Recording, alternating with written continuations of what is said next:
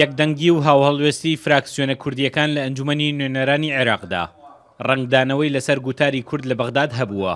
دوایین هەڵوێستیش ڕەتکردنەوەی دانیشتنی تایبەت بە ڕیفراندۆمەکەی هەرێم ئەو ئاماژەیی بۆ لیستەکانی ناو ئەنجومەن دەرخست کە کورد لە بەغداد بەرامبەر پرسە نیشتمانیەکانی فرەدەنگ نییە.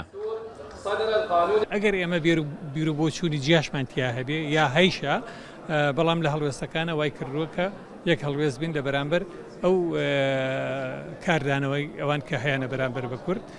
بەڵام من تەمەنا ئەەکەم ئەم یەک هەڵوێستی کورد ببێت هەیە یەک گوتاریش جگە لە هەڵوێستی ئێرە و ئەم یەک هەڵوێستیە جۆزرێتەوە بۆ هەرێمی کوردستانیش. کاتێکە ئێمە قەزەیەکمانێ پەیوەندیدارە بە هەموو هاوڵاتیانی کوردستان و نەک بە حیزبێک یان دوو حیزبێکەوە لەم کاتەیە ئەڵبەت ئێمە هەمیشە یەکدەنگین لەبەرەوەی خیتابێک هەیە کە بەرامبەر بە هەموو قەزەی کوردیەوە تەسعید دەکا پێمان باشە ئەم خیتابە تەڕاجۆی تیا بکرێ و بۆ ئەوەی خزمەت بە ئاشتەوایی و پێکەوە ژیان بکە لە عێراق نەک لایەنەکان لە یەکتریتیشکە بۆ دروستکردنی شەڕ و ناکۆچی و ململانی و خوێنڕشتن.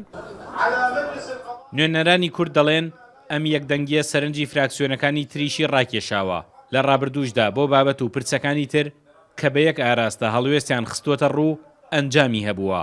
ئەگەرچی دەنگەکانی ئەوان لە ناو ئەنجومەندا ژمارەیەکی گەورە نییە، بەڵام نوێنەرایەتی پێکاتەیەکی گەورەیان کردووە و گوتارەکانیان گەیشتووەتە شوێنی خۆی. کورد زۆر یەک هەڵوێست بووینە فراکسیۆنە کوردستانەکان بە هەمووانەوە بەوەی کەوا لە کوردستانیش یەک ڕێزی تێدانیە، بەڵام لە بەغدا یەک ڕێز بووینە.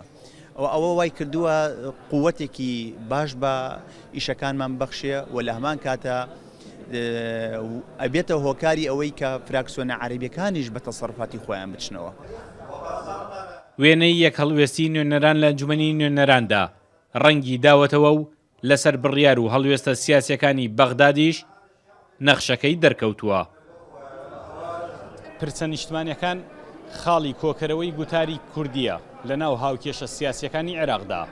لێرە لە بەغداد کورد نایەوێت بەرامبەر دەنگە نەیارەکانی فرە هەڵوێستی بنوێنێت. ئەمەش بە بەهێزی بۆ ئەوان گەڕاوەتەوە. سامان کەریم کورد سات نیوز، ناو ئەنجومەنی نوێنەرانی عێراق.